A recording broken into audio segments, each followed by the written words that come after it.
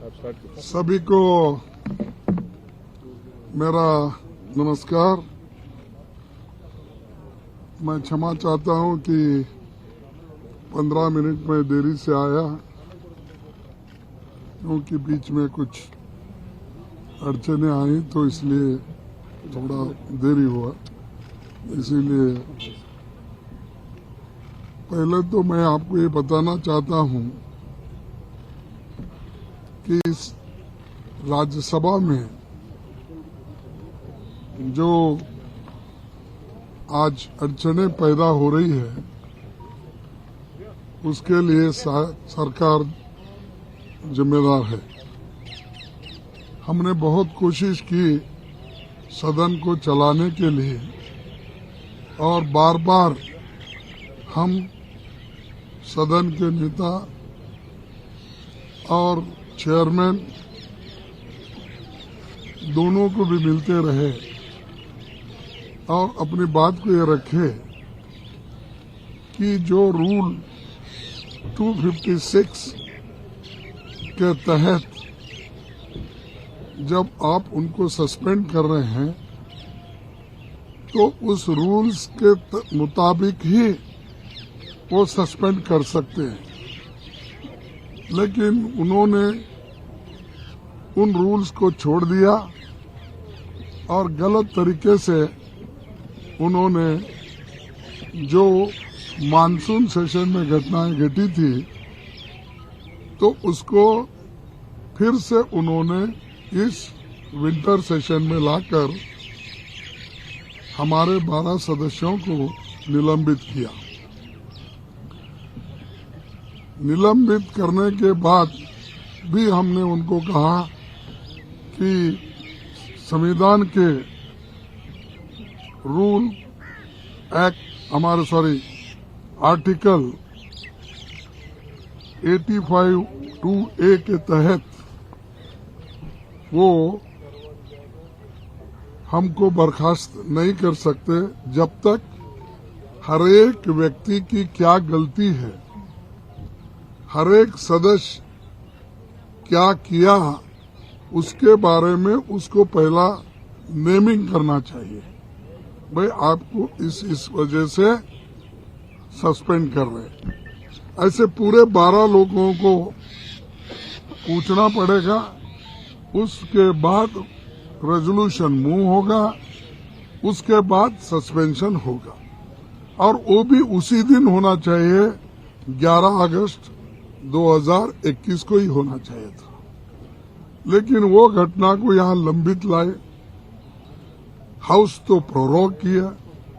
जब house prorogue होता है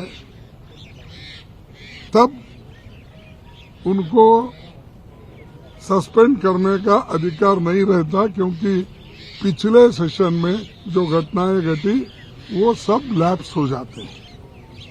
लेकिन फिर भी उन्होंने दो चीजें, एक तो प्रोरोग का है, उसी के तहत नहीं कर सकते। दूसरा ये है कि एडजर्नमेंट, अगर हाउस एडजर्न होता तो उनको वो हक मिलता था। लेकिन फिर भी संविधान के तहत भी उनके कदम नहीं है और रूल्स के तहत भी उनके ये एक्शंस नहीं है। तो ये जो अनडेमोक्रेटिक तरीके से जो सस्पेंड हो रहा है, हम बार बार चेयरमैन से निवेदन कर रहे हैं कि चेयरमैन साहब, आप इस संविधान के रक्षक हो और हमारे मेंबर्स के हकूक को आप हिफाजत करना ये आपका फर्ज होता है। तो भी सरकार के दबाव में है, क्या सरकार नहीं चाहती, सरकार क्या गलत डायरेक्शन उनको दे रही है, हमको मालूम नहीं हो रहा, लेकिन हमको तो बर्खास्त किए। इस मध्य में हम बहुत से चीजें भी उठाना चाहते थे, जैसा कि इन्फ्लेशन का था, नागालैंड का भी था। तो ये चीजें हम जब उठाना चाहते थे तो हाउस ऑर्डर में होना एक, और हमारे 12 सदस्यों को उन्होंने जो सस्पेंड किया है उसको वापस लेना और उस सदन में उनको चर्चा में हिस्सा लेने के लिए हम उनको विनती कर रहे हैं।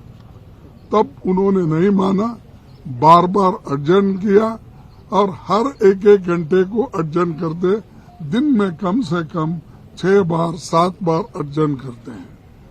तो इससे ये लगता है कि सरकार की मंशा सदन को चलाने का नहीं है, डिस्कशन करने का उनकी मंशा नहीं है। और जो लोग वोकल लोग हैं, बात करने वाले लोग हैं, उनको बाहर रख के अगर हम सदन चलाएंगे तो लोग भी हमको पूछेंगे, हमारे सदस्य भी पूछेंगे, भाई हमको तो बाहर आपने रखा है और सदन वैसे ही चल रही है।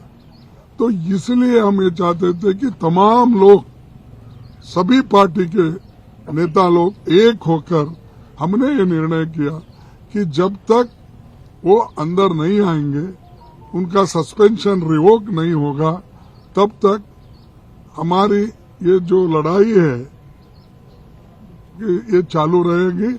और ये हम विनती करते हैं उनसे कि ये अच्छा नहीं है, वो वापिस लो और सुगम रीति से सदन चलाए।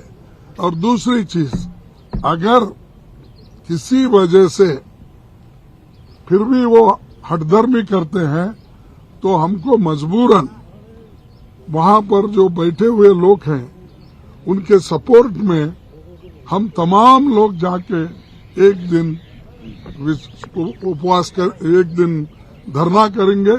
और हम लोकसभा के सदस्यों को भी अपील किए हैं कि जब भी उनको मौका मिलता है कि उस धरना में शामिल हो। तो राज्यसभा के तो लोग रहेंगे ही और राज्यसभा के साथ साथ लोकसभा के सदस्य भी वहां रहेंगे। तो ये जो हमारी लड़ाई जारी रहेगी और हमारे को दबाने की जो कोशिश चल रही, हमारी आवाज को बंद करने की जो कोशिश चल रही, उसको डेमोक्रेसी में जगह नहीं है। ये ऑटोक्रेटिक है, ये डिक्टेटरशिप है। और आज मोदी जी डिक्टेटरशिप के साथ सदन चलाना चाहते हैं, हुकूमत चलाना चाहते हैं। इसको हम कभी भी होने नहीं देंगे, हम लड़ते रहेंगे।